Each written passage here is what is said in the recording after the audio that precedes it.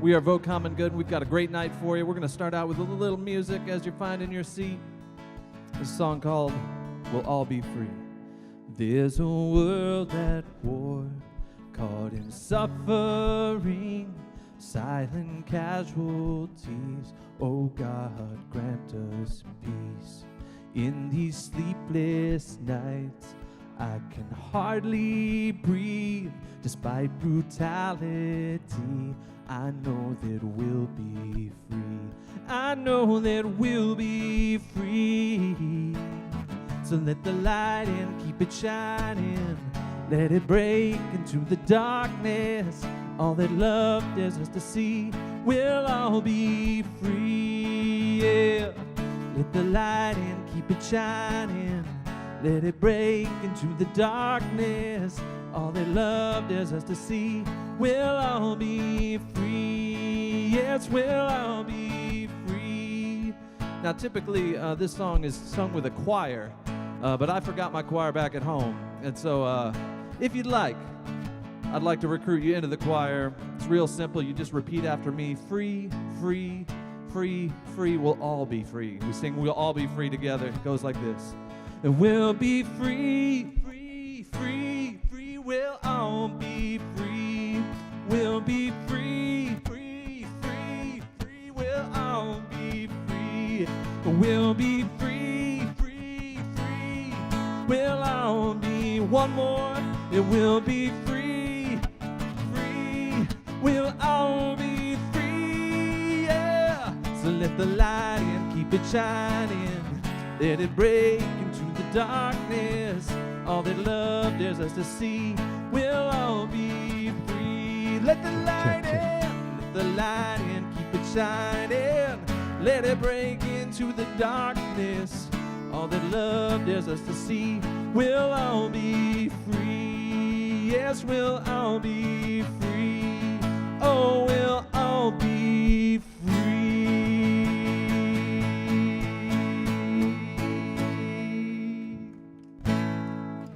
Hey, Dallas, good to see you. I'm Doug Padgett from Vote Common Good.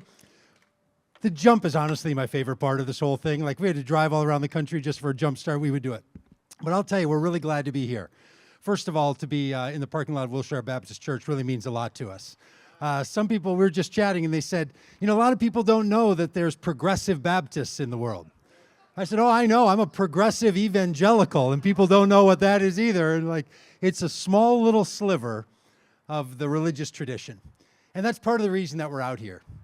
Because we think that faith, hope, and love are the three things that will remain. This is part of my evangelical tradition. We think faith, hope, and love are not owned by any religious tradition. We think that faith, hope, and love can be for the common good on every day of the week, even on election day. So we travel around asking people to make the common good their voting criteria, rather than just their Republican Party identity, their Democratic Party identity, their Libertarian, their Forward Party, their Green Party identity, to find a way to say you're called to something greater than simply your party identity. And I'll tell you, as an evangelical, I know that a lot of the people from the faith tradition that I'm a part of, they feel as if becoming an evangelical and becoming a Republican happened at the same time. It's like buying a value meal over at Wendy's. They didn't want the fries, but they ordered the meal, and they said to themselves, I'm not going to eat the fries. And by the time they got home, they ate the fries, if you know what I'm saying, like we've all done. So they bought into one idea, a religious tradition, and all of a sudden they find themselves in a Republican identity they might not have wanted to be in. So we travel the country reminding people they have agency. They can stay true to their faith without holding true to that political identity. It's a little shocking to some people. But we say to them, we'd be glad to have you do that, and we'll help you do it. We try to create context for that, encourage people. We travel the country, we meet with candidates, we do training. And we never thought we'd have to travel with a sign that said, could you make the common good your voting criteria on election day? And a sign that says, would you say no to insurrections and no to Christian nationalism? But that's the place where we find ourselves, is that we have to have very clear call for people to say no to that stuff. Now, I'm not just a partisan. Sometimes it feels like I am, and I'm trying not to be. But it seems to me that we have a whole political movement in this country that is committed to election result denying, insurrectionist defending, law and order attacking, and democracy downgrading to a point that we just can't sit by anymore. And then people want to do it under the banner of Christianity. And that's where people like me just say, we're not going to stay silent anymore. So we say, you got to wake up, you got to speak up, and you have to stand up. And we're really glad that you're here for that tonight. So you're going to experience a couple of things. You're going to experience some candidates. People often say to us, well, you shouldn't go around telling people who to vote for. And I say, look, I've been a pastor my entire adult life, which is a really long time now. I promise you, it doesn't work to tell people what to do. If it worked to tell people what to do, maybe I would try telling people what to do. We all know that doesn't work. So you're going to make your own decision on who you vote for. We just want you to know there's some great candidates who are not going to be election deniers. They're not going to be insurrectionist supporters. They're not going to downgrade our democracy. They're not going to attack law and order in this country. There's another movement afoot, and we want people to know they can be a part of it. And we want you to spread that word with us. Now, there are times where we find ourselves, we're going to go down to the good governor of the state of Texas, and we're going to say some things to him tomorrow outside the Capitol, and we're going to deliver a petition you're going to hear about in a little bit to ask him to not kill another one of the people in the state of Texas as is scheduled to happen on Wednesday. And sometimes people think that we're taking it personally. They think, oh, you're just here because you want Beto O'Rourke to be the next governor of Texas, and you think there's something wrong with Greg Abbott. And I do want that. That's what if I lived in Texas, that's who I'd vote for. But we're not, thank you very much. Thank you, that's a surrogate right there. But we're not here to tell Greg Abbott that he's a problem. Look, I believe Greg Abbott, just like all the rest of us, is a beloved child of God, light of the world, salt of the earth.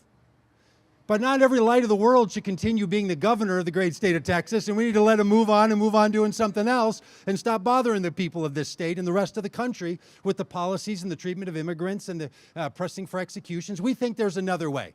So we're going to be very bold about it, but not because we're taking it personally, but also because we're taking it personally. And we think people need to rise up and speak up and share their story. So tonight, we hope you feel encouraged by this. You're going to hear from these candidates, but you're also going to hear from some other people of faith. Verzola Law is one of those people, right, Pastor? You're going to come up. Now, part of the reason she's going to speak now is because when she gets done now, she's got to run inside that building and then teach something over at Vanderbilt University online. So she's got a schedule. And we all know what it's like to have more than one thing to worry about, don't we? So Pastor Law, would you come up and share with us? Thank you very much.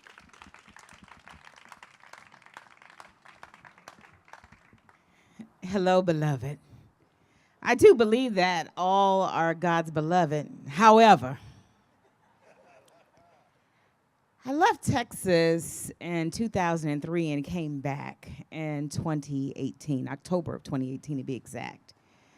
And when I was driving my car packed, because the movers had everything and then I had the things I didn't want them to have. You know how when you move? And I saw this sign that I hadn't seen in a while, and it said, "Don't mess with this great state of Texas." However, when I came back to Texas, it was worse than when I left. It grieved me in ways that I didn't know, and spent a year trying to meet people and connect, and then a pandemic. I was going to say demic. Because I had no idea what I didn't know, but I just knew that things were worse. And I'm discovering more about what that was, similar to I probably was in my early 20s, and I was preaching around the country, and my grandmother, who was born in 1921, confronted me about the state of Texas and my being in the state of Texas and what I was going to do being this woman pastor. And she said to me, "Baby, make sure that you go vote in the election before you get on the plane to go preach." I had to leave on Tuesday, my flight. This was before 9/11. I had to leave, and I had to go preach. The election was not high up on my list. My black grandmama was born in 1921. She made that high on my list. She said, "You're going to go preach and tell all this good news, but what about the systems that can tear down that good news if you don't go vote? So you can go and tell people how good and how high God is, but when they come down and walk, they won't have enough food to eat because you're not taking the time to vote." It was a local election. I was like, "We're good, Grandma." No, you don't know what people had to do so that you could have all the rights to fly around the country and even the world. And my grandmother, whose name is Ozola, when she confronted me, I remember, missing the flight and finally voting. And it really, when I was on the flight, I felt like I wasn't enough.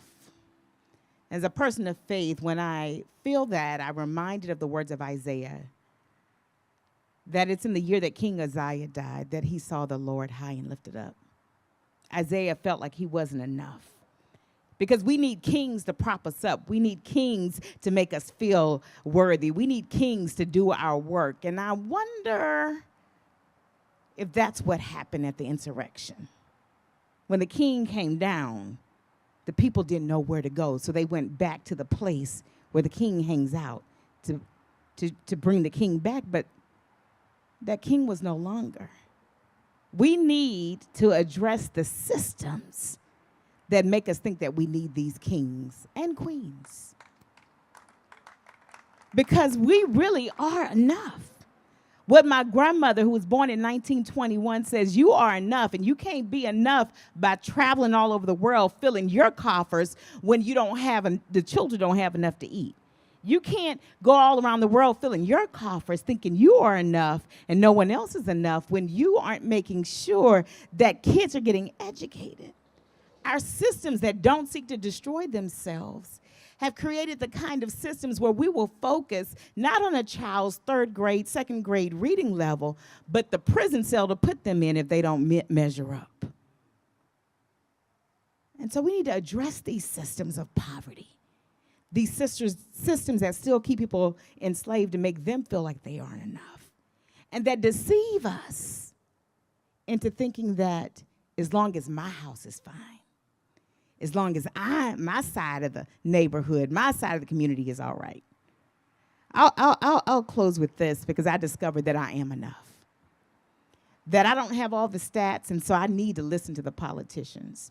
And I don't have all the grit and grind that some of you have, and so you need to listen to the preachers. And that together we can be enough, because our next generation is depending on us getting it right. We are in a window. This morning, I had the privilege of doing a pumpkin patch with kindergartners. And it was one of the most diverse groups that I've seen here in Dallas. And we walked the pumpkin patch, and we got on the hayride, and watching them work with each other. Because, see, kindergartners know how to order the world. You have line leaders, and then you have back leaders, and then you have middle of the road leaders, and then the teacher switches it up. They know how to work equity in ways that we still have yet to work. And then one of the most beautiful things happened, because at lunchtime, they made sure that everyone had enough to eat. It was equitable. And in many ways, they understand how to build a new system. So if we don't get it right, they're going to get it right. If we don't do the work now, they have more work on their back. And that's what my grandmother wanted me to know then and now, that the systems, that the work that we're doing now matters, so the next generation won't have to work that hard. Can I get 2 or 3 amens? And so when I received the invitation and I saw that love is patient and love is kind, love does not envy, I began to think about, how do we put our names in that place? Michael is patient. Nancy is kind. And to so believe that about ourselves and our enoughness, that this next generation and the systems that need to be built so that they can say this too, won't have to be anxious about going to school and being shot down. We won't have to be anxious about watching the TV one day and an insurrection comes because people believe that they are better than other people. But they will know that the way we vote and the way we pray matches up, so that all of our children can have a right to the tree of life. So if we can't do it for ourselves, let's do it for the next generation.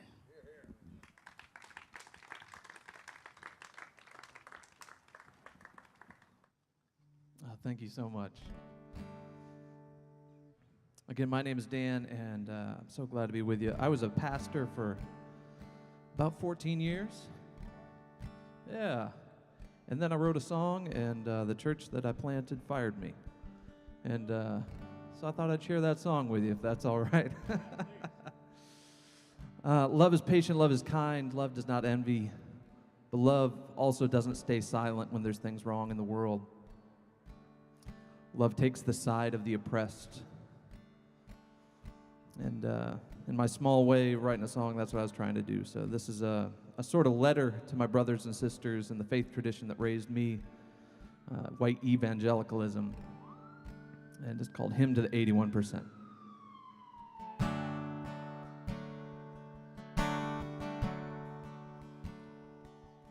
I grew up in your churches, Sunday morning and evening service, knelt in tears at the foot of the rugged cross. You taught me every life is sacred, feed the hungry and clothe the naked. I learned from you the highest law is love.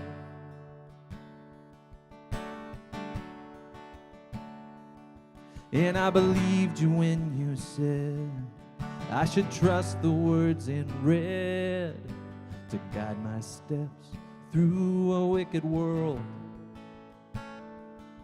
I assumed you'd do the same, so imagine my dismay when I watched you lead the sheep straight to the wolves. You said to love the lost. Well, I'm loving you now. You said to speak the truth. Well, I'm calling you out. Why don't you live the words that you put in my mouth? May love overcome and justice roll down.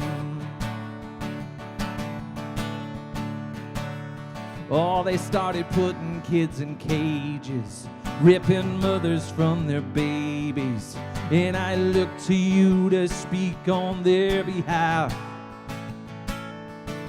Oh, but all I heard was silence, or worse, you justified it, singing glory, hallelujah, raise the flag. 'Cause your fear had turned to hatred, but you baptized it with language torn from the pages of the good book. You weaponized religion, and you wonder why I'm leaving to find Jesus on the wrong side of your walls. You said to love the lost. Well, I'm loving you now. You said to speak the truth. Well, I'm calling you out. Why don't you live the words that you put in my mouth? May love overcome and justice roll down.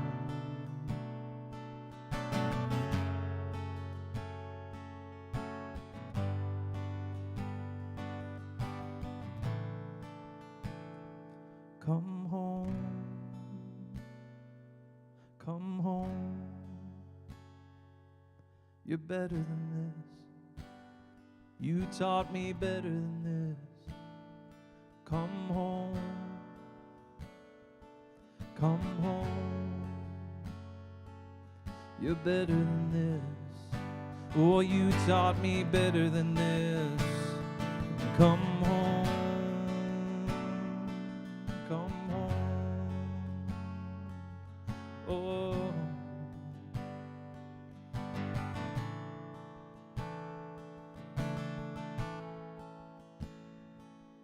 Maybe I was too naive, or I just didn't want to see that there's always been a little poison in the well. Our churches sit on stolen land, a nation built by stolen hands, and we use the Bible to justify it all. Yeah, from slavery and segregation to mass incarceration. This is who we are, but not who we have to be. There's a lot of work to do to pull up the evil by the roots, but repentance has to come before there's peace. You said to love the lost, I'm trying to love you now. You said to speak the truth, that's why I'm calling you out. Why don't you live the words that you put in my mouth?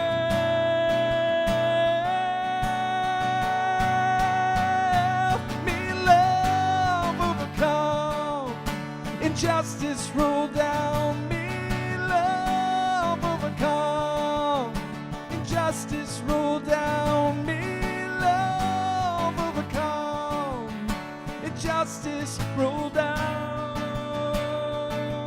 Whoa. May love overcome, injustice roll down. Thank you so much.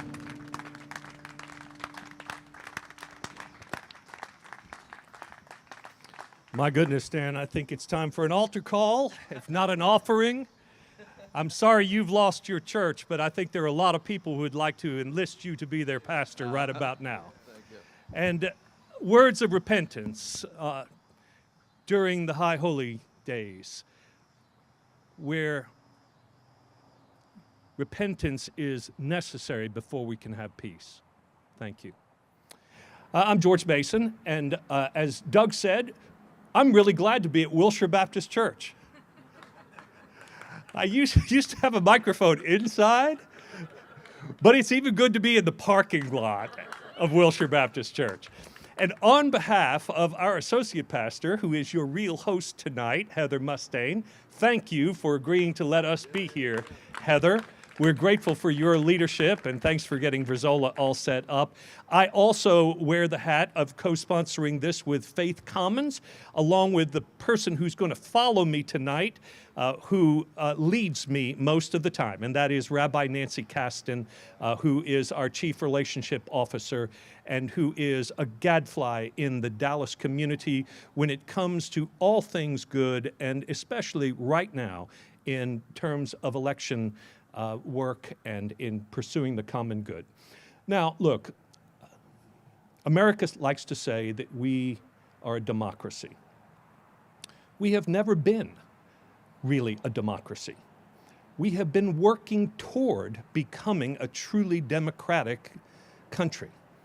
If we were truly democratic at any point, we would have enfranchised every person with full rights of participation in our society, including at the polls. We did not at the beginning acknowledge Native Americans. We still struggle. We did not acknowledge the full participation of African Americans, slaves first, and then even as freed persons, who had to pay poll taxes, who were not full participants in our democratic society. We have been working toward perfection. The suffrage movement finally brings about women voters, for heaven's sake, in the 20th century, by God. Look, we have been at least on a journey to say that we're not there yet, but we understand where we're supposed to be, and we're actually going to work toward that goal. Until recently, I'm not sure that this country actually agrees that we are to be a democratic nation, that we actually should enfranchise every voter, that we should make it possible for everyone to participate fully in this nation and in a way that allows each person to flourish. So what do we do about this? There's a lot of conversation about laws, voter suppression laws, about laws being broken, those sorts of things. But there's also another phrase that we hear a lot these days, and that is the breakdown of democratic norms. These are things that are not encoded in our legal system. They are traditions and customs. They are manners. They are things that we have done to honor the dignity of each person and our neighbor that have held us together. Simple things like acknowledging the outcome of an election, leaving your office and passing the baton to the next person, like showing up, if you are the former president, at the inauguration of your successor, like not continuing to try to undermine elections and undermine our system of government. These are things that are democratic norms. Speaking about the gentleman or the gentlewoman who is elected, the kindness that that represents, the dignity it proposes. How are we going to move back into the progress of democracy that we at least should be, all of us, engaged in? The project of making a more perfect union. Well, of course, our politicians can do only so much. Preachers can do only so much, religious leaders. But the language of faith, hope, and love is a start, because it speaks about what is human and what is divine in each of us. Faith says that faith is tied to truth and faithfulness. And it says that we can't be a faithful people if we are not committed to the truth, to telling it, to living it, to abiding by it. Hope says we will not give up on one another or on our common life together. We believe that the future is more than the past, and that God has more for us, but we're not going to take it for granted. We're going to live into it. And finally, love is what binds all things together. It's what says, I am not all I can be unless you are all you can be as well. It is about the community, about the common good. These are the things that are important to us. In the Christian scriptures in the New Testament, these words appear in one form or another in what's called the fruit of the Spirit. And when Paul gets finished naming all of the fruit of the Spirit, he says these words, and against such there is no law. That is the character of being faithful, hopeful, and loving people. Doesn't require law to enforce it.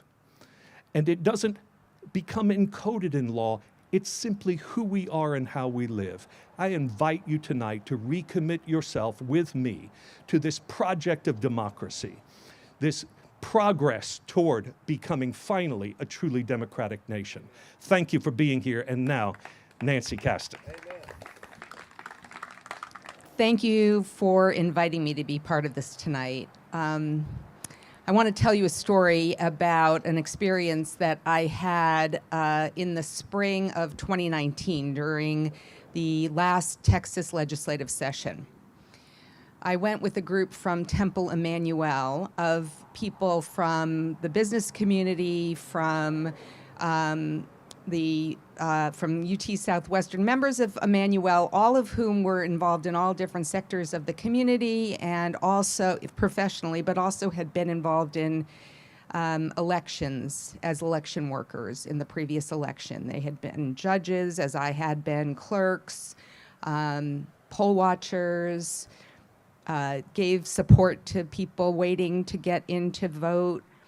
And we went to tell our state representative, Morgan Meyer, that we had seen no problem with the election, that we had been in all different voting locations, that we had gone through trainings, that it was a very complicated process and not a very easy process to negotiate, but we saw no malfeasance, we saw no, anything to be concerned about in terms of passing legislation that would make it harder for people to vote. We talked to his chief of staff. We didn't talk to him. And when we explained all of this to his chief of staff, that person said, well, we know there's no election fraud. We know there's no problem with the election, but our constituents are calling us and saying that they believe there was and we need to respond to them. And we implored him. We said, well, we're your constituents too. We'd like you to also respond to us. We want you to tell the truth. We want you to teach your constituents the truth. And he went ahead and voted for SB 1 and made elections even more complicated, even more fraught, even more dangerous for us here in Dallas County, as well as throughout the state. Why is that important to a Jewish group? After all, the Jewish community in Texas and in the United States has been probably the most protected religious minority of all. Christian, we live in a nation that many think is a Christian nation, and we have a lot of conversation about what that means. In the past, the fact that we had national holidays on Christian holidays like Christmas and Easter wasn't a problem. That didn't mean that we were a nation that was going to follow a particular, not all Christian law, but a particular interpretation of Christian law. And even though Jews now have a lot of protections in law enforcement, in the legislature, a Jewish child still won't get to miss a test on Wednesday for Yom Kippur without suffering. A Jewish person who has a job where they can't get enough time off to take off a Jewish holiday is still going to get docked their pay, and they may not be able to afford that. And it's even worse for other traditions who are not as incorporated into the Judeo-Christian nature of our country. I bring that up because I'm saying that to my own community as well as to Christians who are working so hard to combat Christian nationalism. We as Jews also have to stand up and say that the protections you're giving us are great, but they don't compensate for civil rights for all minorities. They don't compensate for the freedom to get the health care that we need, for the freedom to vote wherever and however we need to get our vote to count. We, whether we are LGBTQ or anything else, all of us deserve civil rights, and those have to be maintained, and that is part of our faith tradition. That is part of our faith commitment. That's a part of our commitment to all of God's creation and all of God's humanity. Tomorrow night, Jews start our holiest day of the year, Yom Kippur, where we ask for forgiveness, where we atone for our sins. And as George said, we can't repair ourselves and create a new future without acknowledging what we've done, where we've missed the mark in the past. And I just want to say that, we don't only have Yom Kippur once, right? We have it every single year, because we're not ever going to get to something that's perfect. We are always in process as human beings. But the question is, how can we get to something better? And, if you think about ecosystems that thrive are biologically diverse, right? We can't have biological hegemony and have a thriving ecosystem. And it's the same thing with a spiritual and faith system anywhere we go. We need spiritual diversity. We need faith diversity so that we can be stronger, so that we can be more resilient, and so that we can thrive and create a better future for all of us. So with that, I want to thank Vote Common Good for the work that you're doing, and encourage us all to continue to work together through Faith Commons, through Vote Common Good, and all the other ways that our communities are working together to be strong in our diversity and to be allies with one another, and to recognize that when one of us is denied thriving, then all of us are denied the right to thrive. Thank you. My name's Abe Bonowitz. I run a national group called Death Penalty Action, and it's been a privilege to be a part of a number of things that Vote Common Good has created over the last few years. I met Doug Padgett basically standing up against the wall at the U.S. Supreme Court when we were arrested on the anniversary of the first execution in the current era a few years ago in 2017.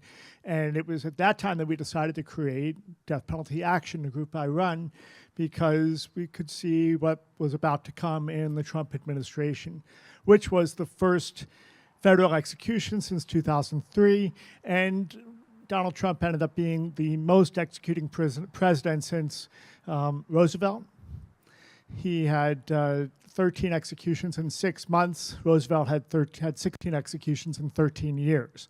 So that's kind of that situation that we're in, and we knew that it was an opportunity to make sure that somebody was standing up and saying no. And that's really why I'm up here and why I was invited to speak. It's an opportunity when the state is killing in our name to stand up and say, no, this is not what I'm about.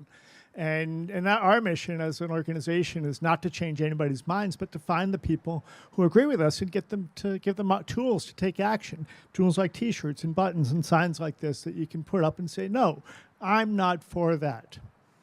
Okay, I want you to know that a year ago on Rosh Hashanah, John Ramirez was scheduled to be executed. And we had been doing online vigils because of COVID, and we still do them now because we've figured out that instead of having to go to the prison to stand a vigil outside the prison when they're killing somebody, people from around the world can gather together through Zoom and be together as we stand witness against this. And John Ramirez went about 3 hours past the scheduled execution time, which here in Texas is 6 p.m. Central Time. And he got a stay. But he didn't get a stay because he was an honorably discharged U.S. Marine. He didn't get a stay because he was a drug-addled addict when he committed the murder that he did. He didn't get a stay because there were mental health issues. He got a stay because he wanted to have his Christian pastor praying out loud in the death chamber, laying hands on him as he was being killed. And the state of Texas didn't allow that. And he went to the U.S. Supreme Court and said, let me do this. And as far as people say, don't mess with Texas, the U.S. Supreme Court ordered Texas to allow him to have his Christian pastor in the death chamber, laying hands on him, praying out loud while he's being killed. This will be the first time that this is happening, Wednesday night. And we have a chance to say no. We've created this campaign called For Whom the Bells Toll.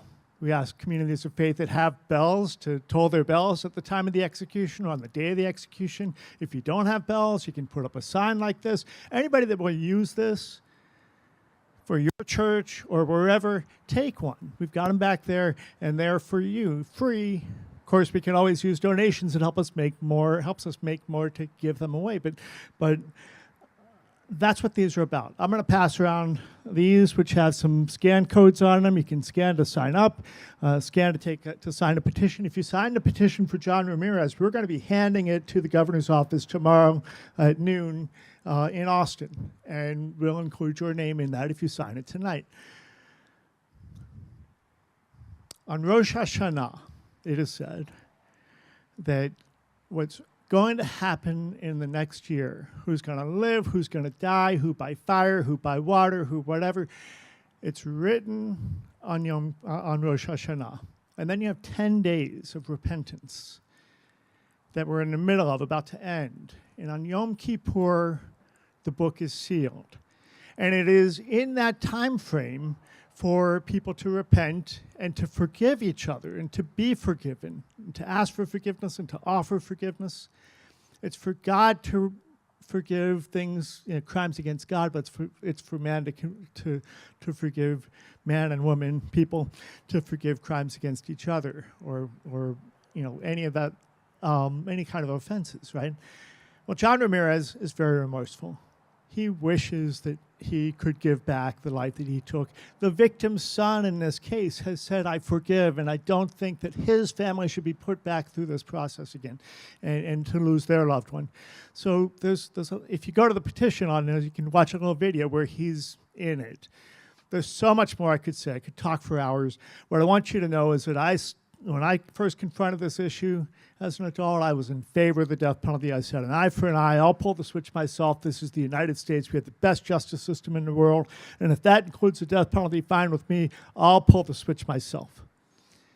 And then I tried to prove those anti-death penalty people wrong. And in trying to prove them wrong, I found out that I was wrong. And that's where the opportunity lies. Give people the opportunity to figure it out for themselves. The information's there. And decide, is it within the common good to allow government the power to kill? The 4 words carved into the face of the United States Supreme Court building are equal justice under law. And if that's the bedrock foundation of our legal system, we don't have it. Whether you're going in for a civil suit or a criminal thing, it all boils down to how much money you have in your pocket. And as far as the death penalty is concerned, it's what county you kill in. Does the county have enough money to pay for a death penalty trial? Texas has, what, 254 counties, right? Only 40-some have ever sent anybody to the death row. I could keep going on and on, but the bottom line is there's more and more information for you. I'm going to pass these around, and thank you, Doug, for having us, and thank you all for being here tonight. Hey, thank you so much. My name is Charles Johnson. I think my assignment, Doug, is to talk about Christian nationalism in the public school. I lead an organization called Pastors for Texas Children, and we do public school advocacy. We're in 9 states now, but we started here in Texas. Pastor Mason is one of our founding pastors, and Pastor Mustaine signed up with us at the very beginning. We have about 1,000 senior ministers, congregational leaders, a few Jewish rabbis, and some Muslim clerics also. And we have about 6,000 lay and clergy in our network. And I guess the most important thing that we've done is play a pretty significant role, as Senator Johnson knows, in blocking private school vouchers in Texas. It is a good thing. It is an anomaly of sorts, as our elected officials know and our candidates running for elected office know, for the most conservative state in the union, not to have this central program of Christian nationalism. And there's a reason. Because when you get underneath all the noise, even conservative folks love their neighborhood and community public school. Now, George talked about the aspirational promise of democracy. Public education is aspirational in this country also. We've got a long, long way to go. But we have a law that Representative Sherman and Senator Johnson know. And is Representative Crockett with us? I think she was, yes, ma'am, no. And the law says this: a general diffusion of knowledge. It's Article 7, Section 1 of the Texas Constitution. A general diffusion of knowledge being essential for the preservation of the liberties and rights of the people. The legislature of this state shall make suitable provision for the operation and maintenance of an efficient system of public, free schools. I want us to say those 3 words together. Public, free schools. Say it loud. Public, free schools. Not one syllable about private schools, not one syllable about home schools, not one syllable about virtual schools or charter schools. Public, free schools. Now, the reason Dan Patrick and Greg Abbott want a voucher system in Texas is so that your tax dollars can underwrite schools that promote religions you don't agree with.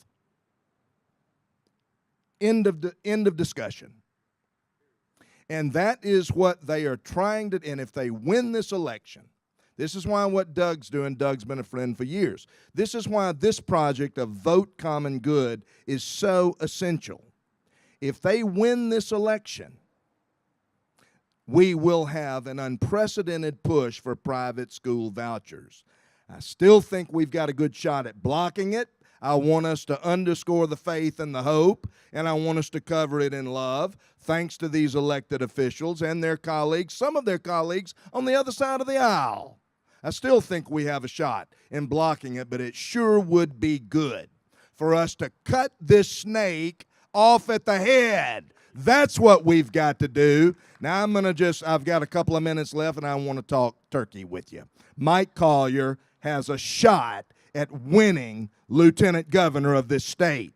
A good one. A good one. You follow me up on that. He's not the charismatic rock star, but go Google Mike Collier, look at the polls. There is a huge undecided 20% in that race. Mike is closing the gap to about 5%. Can't talk to Mike or Beto anymore because we have a 501c4 and we're getting money and we're doing television spots and we're block walking and we're doing lots of things to turn out this vote in Tarrant, in Dallas, and also in Houston. But Mike can win this. So here's what I want us to do. I want us to take that step. We had election on Sunday. Election out of the lectionary. And I pray to God we elect it. An old rabbi said this: if you have faith as a grain of mustard seed, you can say to this tree, be uprooted and cast into the sea, and it will be done for you. I don't want us to feel overwhelmed here. I want to challenge us to have faith and hope in a small act of love, which is this: go talk to your neighbor about this election. Just go talk to your neighbor. Forget about the campaigns and forget about the big sweeping 30,000-foot things. Let's walk next. Think right now about the people on your street you don't know. Are you with me? Make it a point, and if you'll hang out in your yard about 15 minutes, about a little earlier than this, along about 6 o'clock, you'll see them. Engage them. Challenge them. Talk about Beto O'Rourke. Talk about Mike Collier. Talk about the way that this state is a dumpster fire right now morally. We are sick. We are an absolute mess. And we can change that. And I want us to have hope and faith in a small, concrete action engagement of love. The public school is the foundation of democracy. It is the place where we make Democrats, small d. It is the place where we create citizens. We do have a long way to go. We teach children to name God's world, and that's the reason that Greg Abbott and Dan Patrick want to dismantle it. That's the reason. Republicans in Texas and Democrats in Texas still believe in their neighborhood and community public school, and it is the place where this state can be unified over against the powers of chaos and corruption that now rule. A small, concrete act of love.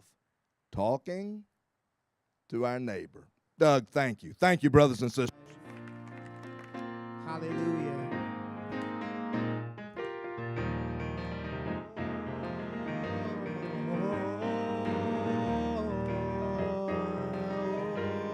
Here we go. Let the glory of the Lord rise among us. Let the glory of the Lord rise among us. Let the praises of our King rise among us. Let it rise. Let the glory of the Lord rise among us. Let the glory of the Lord rise among us. Let the praises of our King rise among us. Let it rise. And we sing, oh, let it rise. That's all we saying. Can you help us sing it tonight? Hey, come on, team, help me out. Let the glory of the Lord rise among us. Hey, let the glory of the Lord rise. Let the praises of our King rise among us. Let it rise. Let it rise. Hey, one more time. Let the glory of the Lord, yes. Let your glory rise. Let the praises of our King rise. Yeah, let it rise. And we say, oh,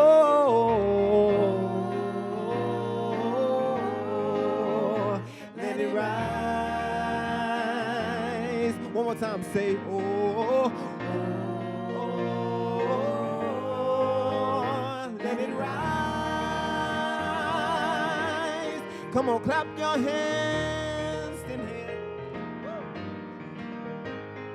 Hallelujah. You're worthy. You're a great God, and you deserve great praise. Hey, let the Spirit of the Lord rise among us. Let the Spirit of the Lord rise among us. Let the praises of our King rise among us. Let it rise. Hey, let the Spirit of the Lord say. Hey, let the Spirit of the Lord say. Let the praises of our King, yes, let it rise. And we join together and sing, oh,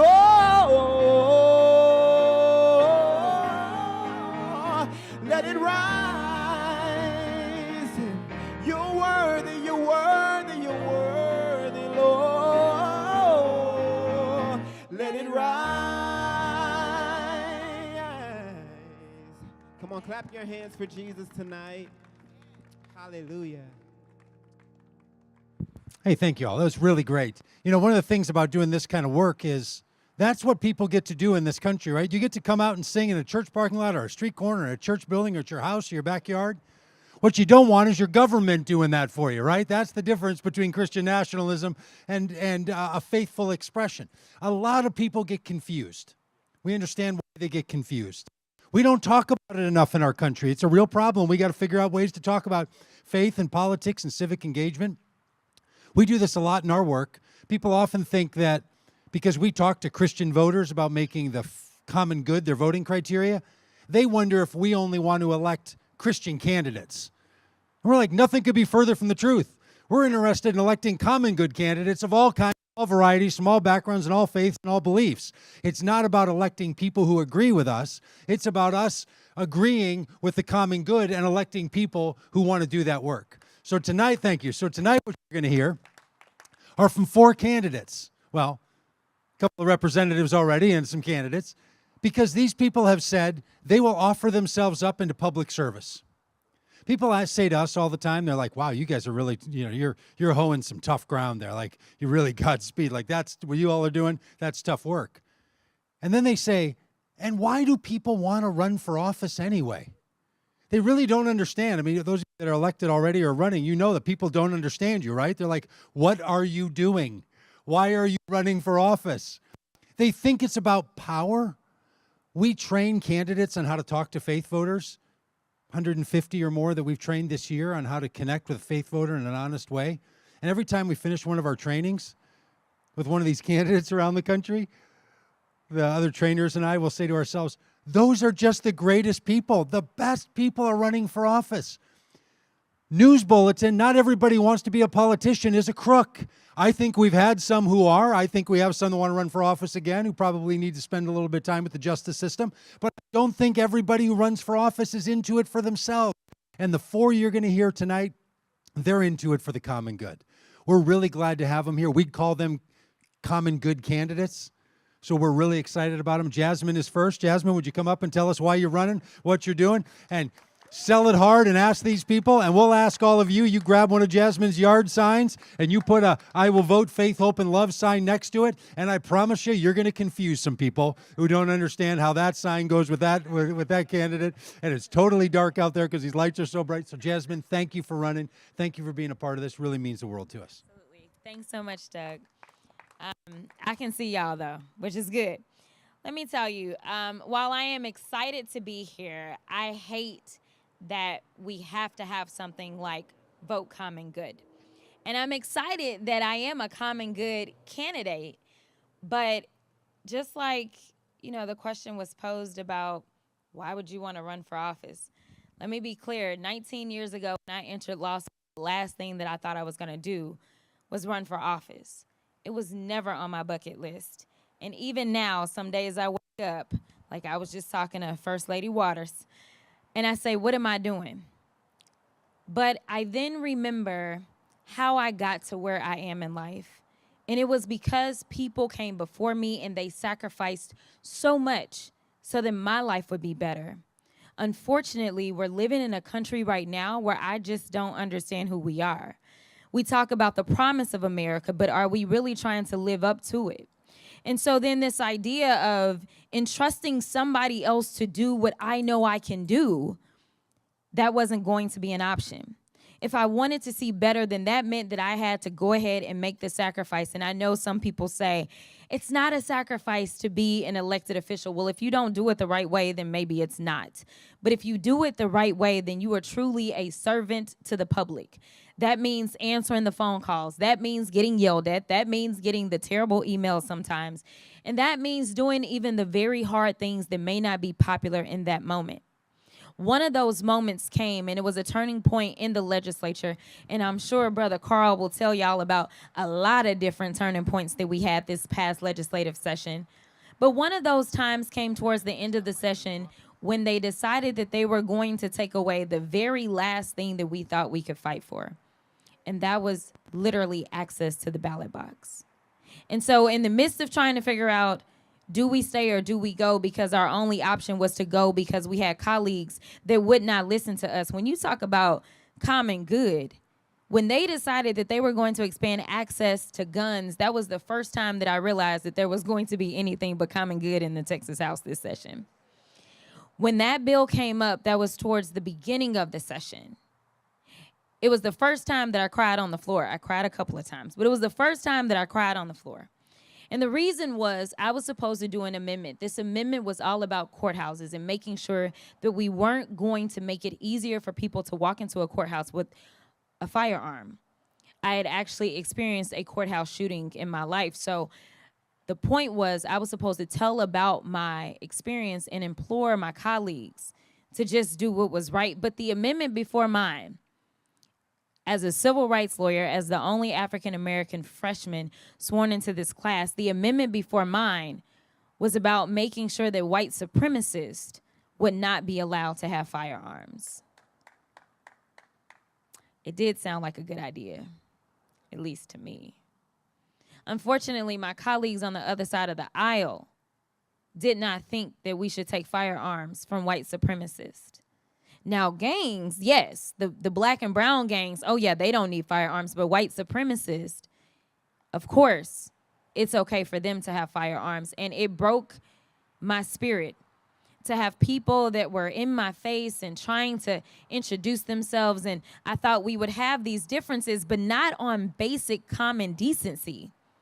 But that was the trend the entire session, is that we were going to disagree on common decency. And finally, by the end of the session, when they wanted to go after the bedrock of who we say we are in this country, I was so very proud to stand with my colleagues and get the heck out of Dodge.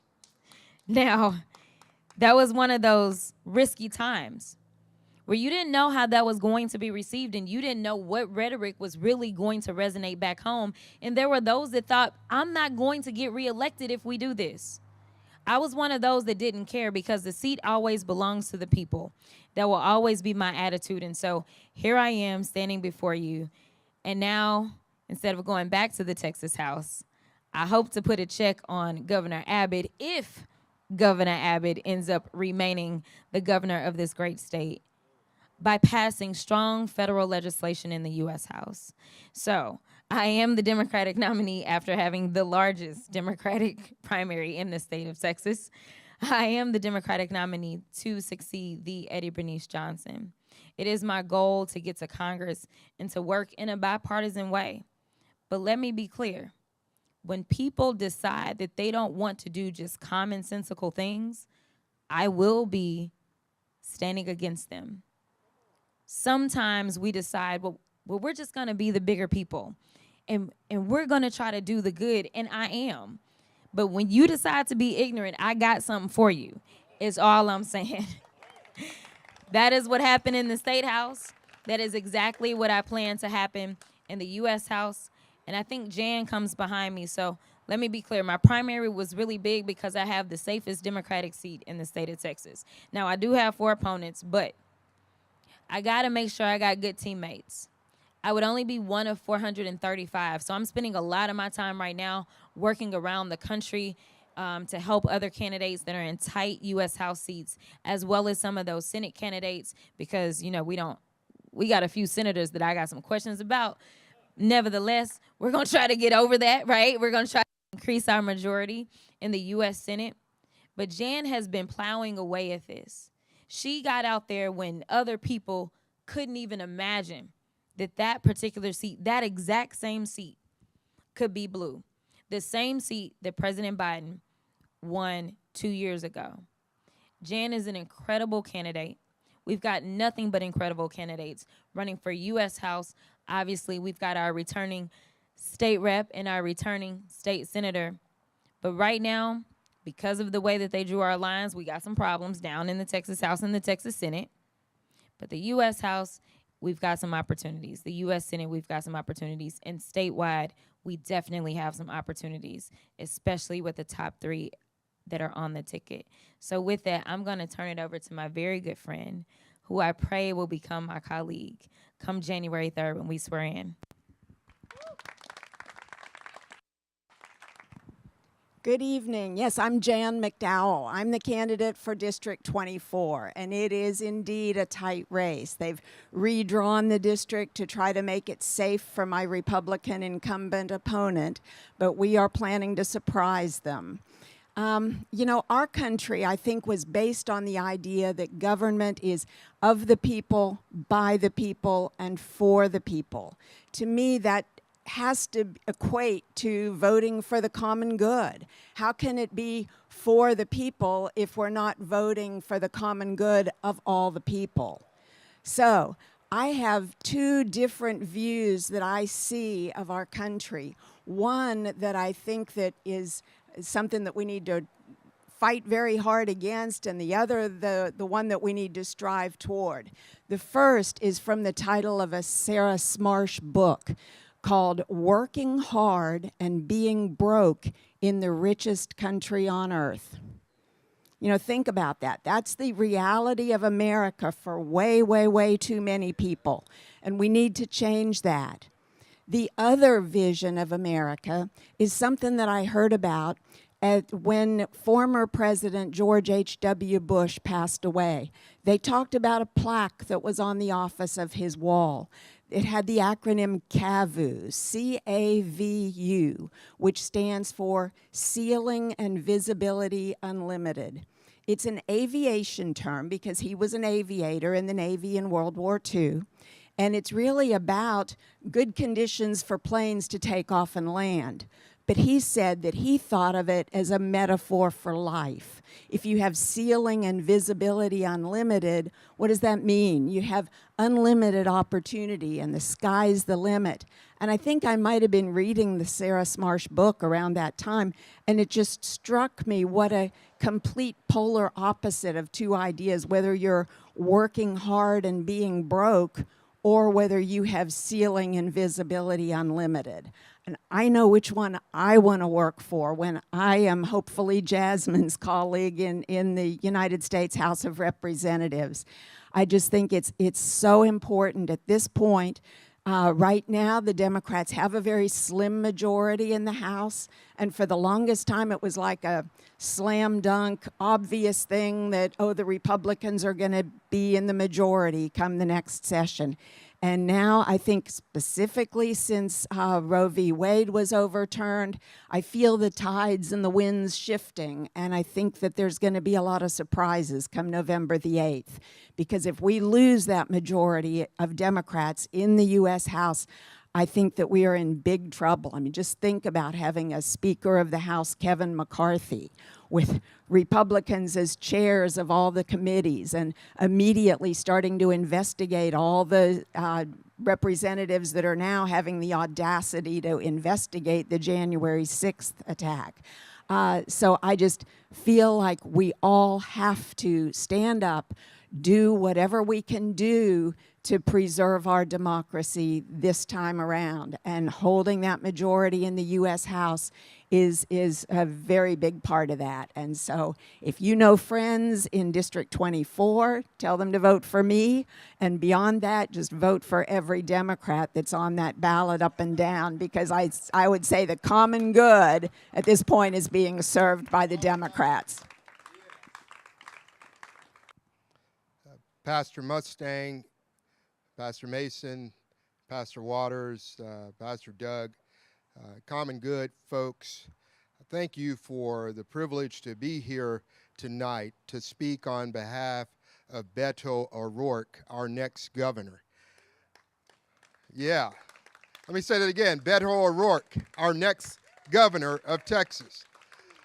Look, I got here, interestingly, I'm grateful to my colleague Jasmine and look forward to Jane getting elected.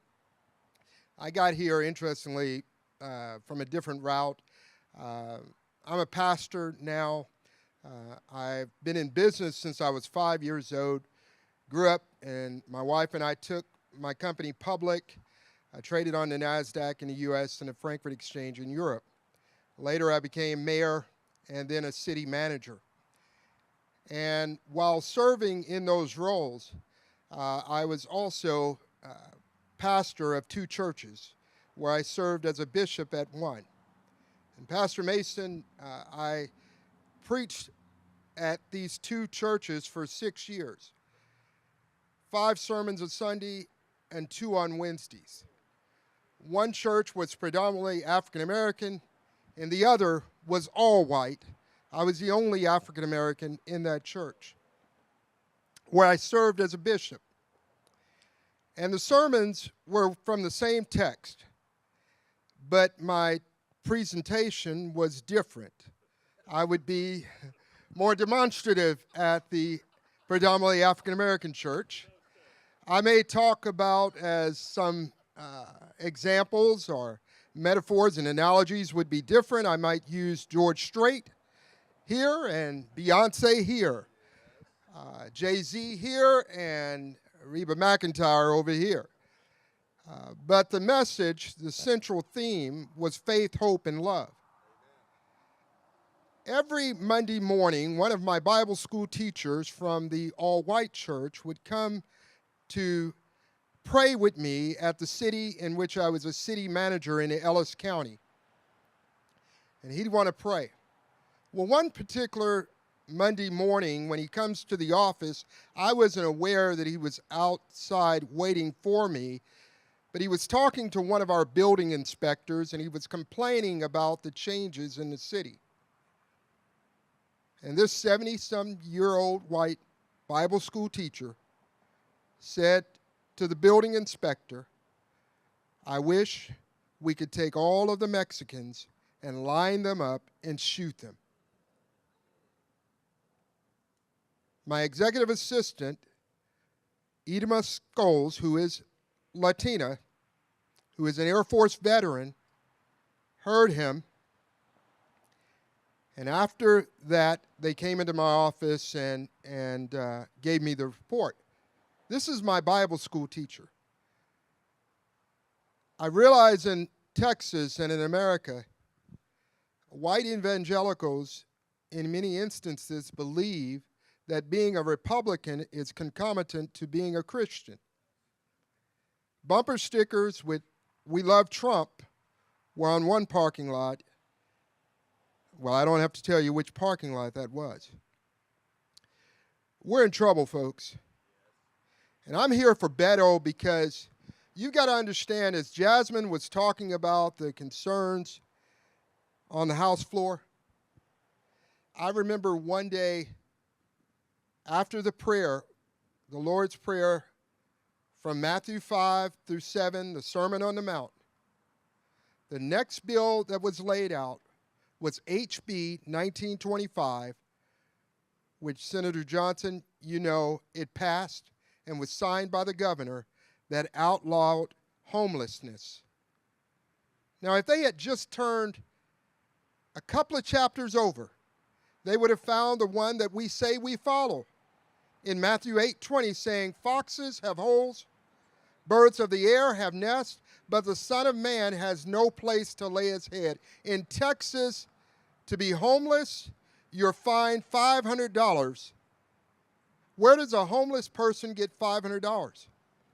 If that wasn't enough, as I prepare to come to a close, folks, we're in trouble. We need help. We need Beto O'Rourke to be our next governor. Frederick Douglass said, where justice is denied, where poverty is enforced, where ignorance prevails, neither people nor property is safe. That's where we are in this post-truth era, yet Jesus said, ye shall know the truth, and the truth shall set you free.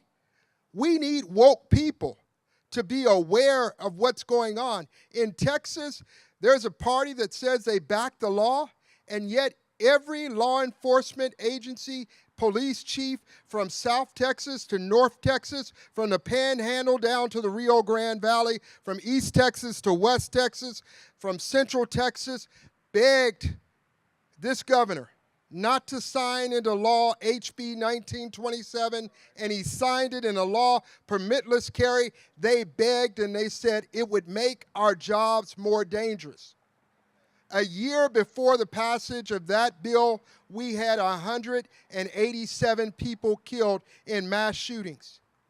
A year after the bill was signed, 375 people have died in mass shootings. I'm going to Uvalde tomorrow morning because the families have requested that those who can come down and support them. It shouldn't be a question of whether or not we would raise the age to 21. But we have a governor now who says it could have been worse. I'll tell you what will be worse. If we continue to do the same thing we've been doing and blame it on mental illness, we've got a problem of insanity. Whenever you do the same thing and expect something different, that's insanity. And so, Beto O'Rourke is the one, as for me and my house, we will vote for, because we need balance in this state. Whether you are Republican, Democrat, Independent, Lord help us. When our allegiance is more to the interpretation of the Second Amendment than giving respect and honor to our second graders. When our school zones have become war zones, and all we're talking about as a solution is to harden our schools, that shouldn't be in Texas. And so I ask and pray that on October 24th, that you'll come out and vote early. Because in this state, since 2013, we have closed over 750 voting locations. Yet we've had 4 million new people move to this state in the last decade. Where does that make sense? That you would close voting locations. That tells you all you need to know. They don't want to hear your voices. But I ask you, vote early. I won't say vote often. Vote early, October 24th. In less than 25 days, we will have the opportunity to send a strong message that Beto O'Rourke is for the children, Beto O'Rourke is for our educators, and he will ensure that with that surplus, we finally address the COLA issue for our teachers, that we give them a cost of living raise, that we also expand Medicaid, because we need folks who will champion for the sick. As Jesus said in Matthew 25:35, when I was sick, when I was hungry, you fed me. When I was thirsty, you gave me drink. When I was hungry, when I was naked, you clothed me. When I was a stranger, you took me in. When I was sick, you visited me. And when I was in prison, you visited me. Senator Nathan Johnson has been an advocate for health care for everyone in this state, not just those who are wealthy and those who have the ability to have a good insurance policy, but he wants to make sure that just like the people that you elect, the people who elect the people will also have health care for themselves. So I think I have the next speaker is Senator Nathan Johnson, a friend of Texas. As soon as I finish, we're going to have Carl go again. Let me tell you how difficult it is to talk to anybody, to convince anyone about anything. I think we heard from Doug at the beginning. People don't learn from being told things. And long discourse often does not even as much good as just telling them. But we try. We try over time. Let me tell you how difficult it is to change someone's mind when they were given the answer by God. And that's what I experience most days in the Texas Senate. Many of these people are my friends. They are truly my friends. But they do believe that they have an insight, a divine insight into the correct answer, which seems improbable if you look at history. And it's also pernicious, because we're here speaking about the common good. And to believe that you have the divine answer is arrogant. And arrogance makes no room for faith or hope or love or tolerance, and it's unhumble. And it reminds me of what happened in a court that was the subject of a judicial decision today. The Fifth Circuit just ruled that it's just fine from a constitutional perspective, and I think the implications are that it must be fine otherwise, for a judge, a United States judge, to say to the people in the courtroom, we are now going to pray. We're going to say a Christian prayer. And those who aren't comfortable with it may leave the courtroom. Those who are will stand, and you will leave the courtroom, and the doors will be locked. You're free to leave. And what shall remain are the righteous who align with the judge. This is in a court of law. It's disturbing because it drives us apart. And when we're apart, the common good becomes uncommon. And when Pastor Johnson, Charles Johnson, whom I met when I was a candidate long ago, and we spoke about school vouchers then, speaks of using public dollars to finance parochial education, that too, I think, drives us apart. I think it's wonderful if you want to send yourself to a yeshiva, if you want to send yourself to any number of Christian schools or a secular school, that's fine, that's your prerogative. But if as a state, instead of a free public school, we are financing differences. We have decided we're giving up on the common quest for the common good.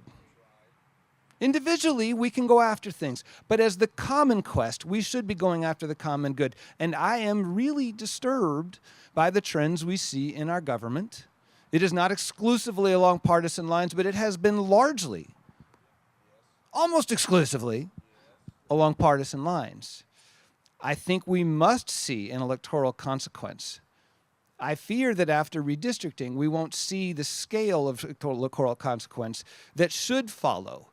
And I will tell you, I've had two sessions. The first was in 2019, following an election in 2018. And Charles, you remember what that election was about. It was about public education. And there were Republicans, precinct chair Republicans, who supported Democratic candidates, not because they suddenly turned to Democrats. They were still Republicans, but they believed in our public schools en masse. And it sent shocks through the Texas elections that cycle. I think that maybe 11 or 13 seats flipped in the House, two seats flipped that no one thought would flip, including my district in the Senate. And I'm told by people who've worked in the Capitol for 30 years that that was the best, most productive, most benevolent session that has ever happened in the Texas legislature. And 2 years later, we had different rhetoric and we had different outcomes. It was static at best. And it's said by people who've been at the Capitol for 30 years that that was the worst legislative session ever. And Jasmine and Carl, for those of us who suffered through it, I sure hope so. I read an op-ed I wrote last June, and it depressed me just to read what I felt like then. I don't want it to happen again.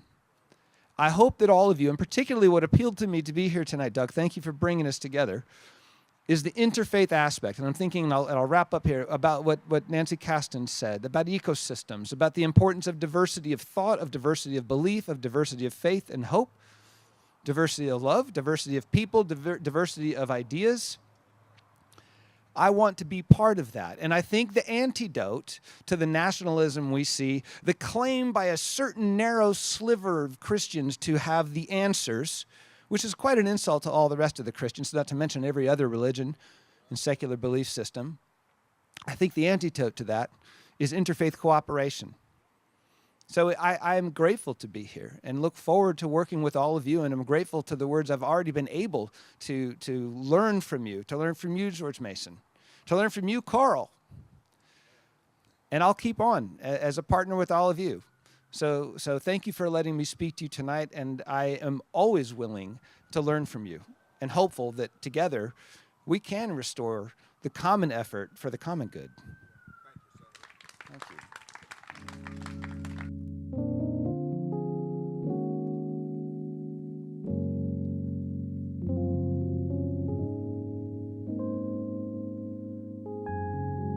Friends, there have been 3 times in my life where my children's question broke my heart. One came after we returned home from a vigil for a young 15-year-old boy by the name of Jordan Edwards, who was shot and killed by police officer Roy Oliver. We got home, our son came to the door of our bedroom and began speaking of how frustrated he was with how people treated one another, that he was tired of people killing each other. He's tired of people hurting each other. And he asked the question, is there anything we can do? And it was the angst encapsulated in his inquiry that broke my heart. Another happened when we picked up our daughters from school. And the usually jovial young lady who bounced into the back seat entered in with slouched shoulders. And as she strapped the seatbelt across herself, she asked a question that had come from her friends on the playground that day. She said, "Daddy, are we going back to slavery?" She asked that question because she was in conversation with her peers about children who were in cages. And in their minds, it's not a far jump from children in cages to everybody back in slavery. The other came on the day of January the 6th of 2021. I came downstairs and turned on the television. My daughter was at home studying there in the midst of the pandemic. And what we saw on the television screen was arresting, billowing images of smoke, canisters being exploded, the yelling and the screaming, the surge against the Capitol building. Later, we would see images of persons gathered in prayer, marching through the halls, infiltrating the Senate chambers. We see them donning red hats to make America great again, as literal gallows had been erected upon the grounds of the Capitol. My daughter sat next to us, and I could tell that it was breaking her heart. This was a special place to her. A few years ago, her father had the wonderful privilege of opening up the U.S. House of Representatives in prayer. So these images were for a place that was familiar to her. She had walked upon those grounds in that pretty dress that had been bought for her for that occasion. She had marveled at those statues, the very bottom of the Capitol building. She, in her own way, had taken possession of that place as a citizen of this country. That very special place was on fire. She asked a question, the urgency in her heart. Daddy, is this a movie? I understood the question.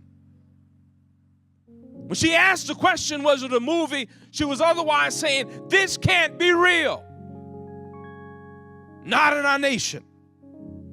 Not in our country. This has to be a movie. In a similar way, I believe that many of us have found ourselves on occasion asking the question, is this real? Is this real? That we won't allow women and girls an abortion even if they've been raped or the victim of an incest? Is this real right here in Dallas, that the nearest place you can go for an abortion is Wichita, Kansas? Is this real? Do we really live in a state that is now asking an open question as to whether or not the Ku Klux Klan was morally wrong? Are we really wrestling with the terminology of slaves being involuntarily relocated? Is this real? Is it real that we live in a state where a gunman can take a weapon of war, point them at children, and create such injury that they're only identifiable by DNA and the shoes adorning their feet? Is it real that 19 weeks later our children are no safer today than those 19 children and those 2 teachers were back then? Is this real? That we have a president, former, that can spew racism and lies concerning his election, and yet people are lining up to carry forth that lie? Is this real? Is this America? Friends, unfortunately, it's very real. It's so real that Barbara Walker, a political scientist, says that America is currently checking off all of the boxes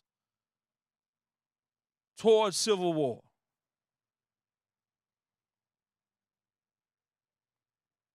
I'm an optimistic and hope-filled person. And yet I stand before you knowing that this is so real that if we don't show up in this midterm election and cast our ballot, we will not have a democracy. This is an urgent call. This is a consequential time. This is a moment where we cannot pay lip service, but we've got to stand up and mobilize in ways we've never mobilized before to save the soul of this nation.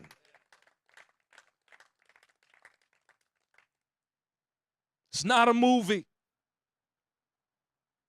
It's real. Your nation is in peril. But friends, what is also real is that you are the antidote. You are the solution. You have the power. We do together to bend the moral arc of the universe towards justice because it doesn't bend itself. We have the opportunity to change the course of this nation,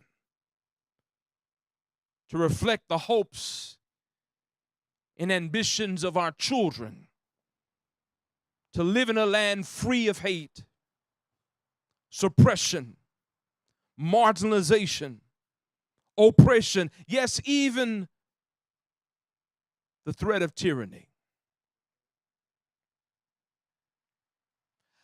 I don't know how many of you are parents,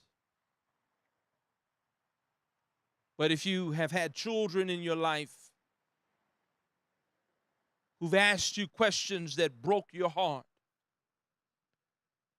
you know that you cannot rest until you can give them an answer that can quell their fears.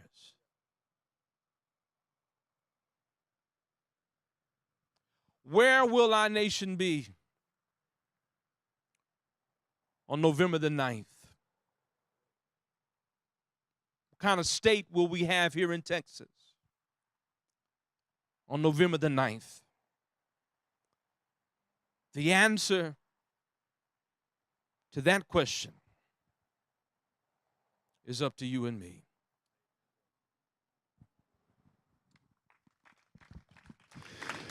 Well, thank you, Michael. The hour is late, and we appreciate you being with us. It's one of my favorite parts of the night. It's what I refer to as the Harvey Milk moment, because we're here to recruit you. You might know what that line means. We're not just here to do an event. We want to take you with us.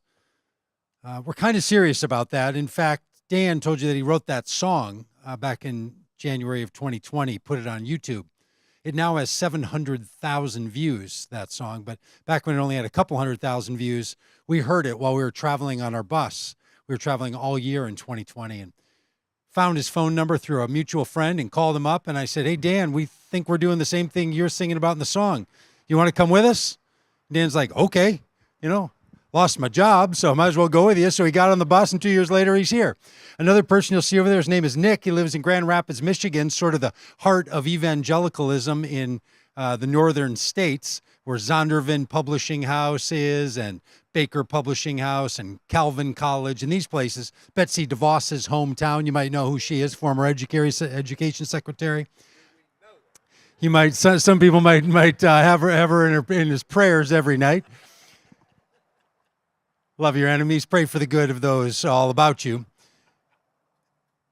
And Nick hosted one of these events like this, and then we gave this little part and said, hey, if you want to come with us, and Nick came up and said, hey, are you serious? Can we come with you? And now 2 years later, he's traveling around with us. So all that to say, we're driving to Austin in the morning, so if anybody wants to go, we're going to leave about 7:30. We'd love to have you come along. We were supposed to have our big bus here tonight, but it's not going to get here until tomorrow, so by tomorrow we'll have a bus for you to sleep in if you want to sleep in the bus with us as we travel around.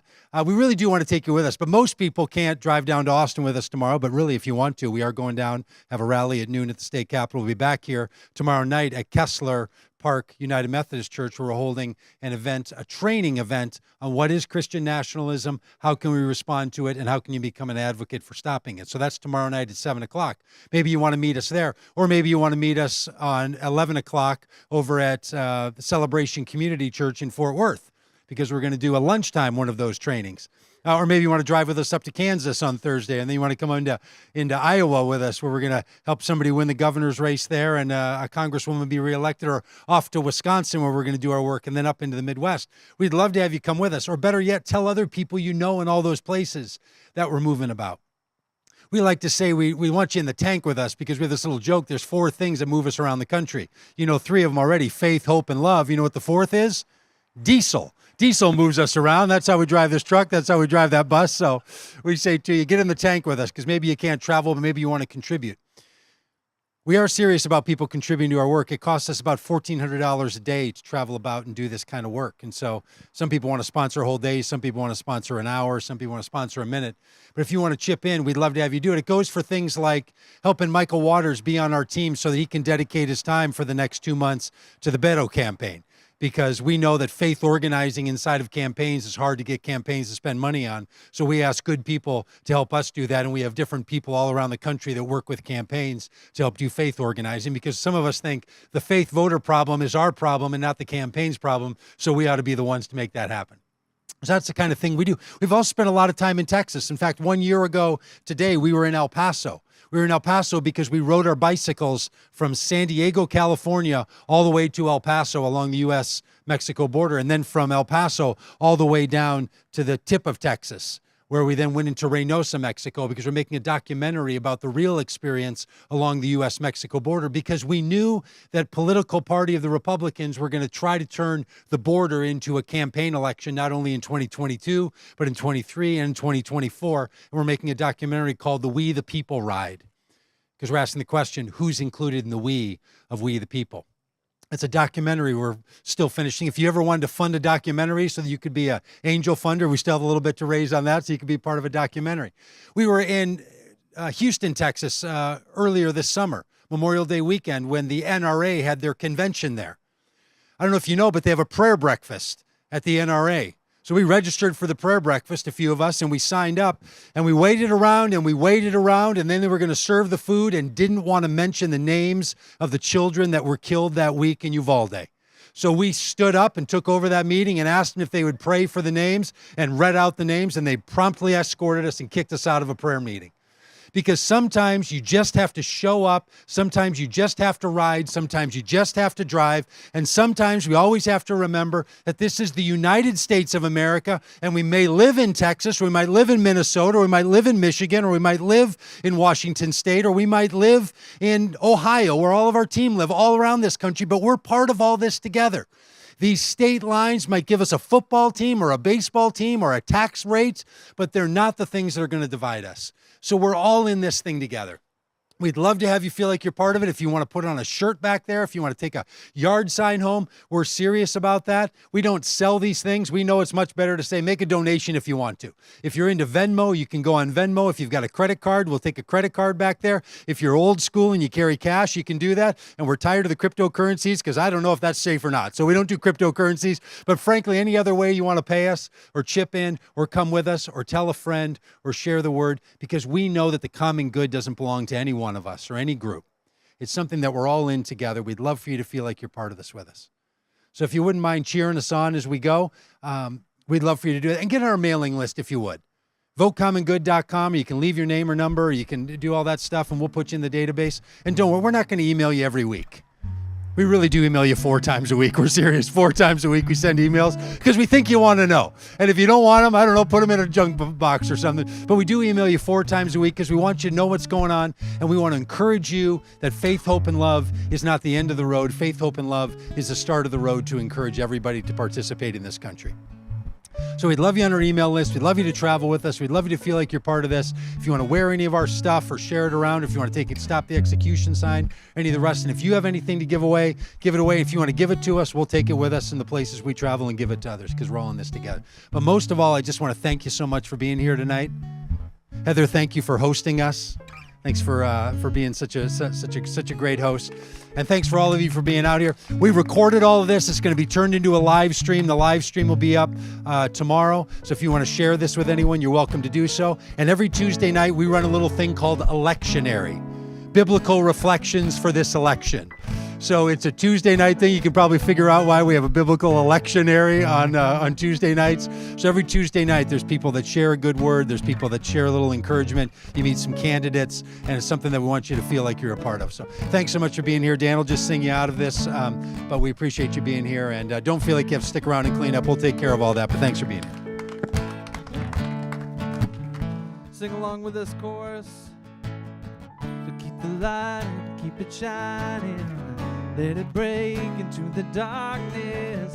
All they loved is us to see. We'll all be free. Yeah. So keep the light, keep it shining. Let it break into the darkness. All they loved is us to see. We'll all be free. Let the light in, let the light in. Keep it shining. Let it break into the darkness. All they loved is us to see. We'll all be free. Yeah, we'll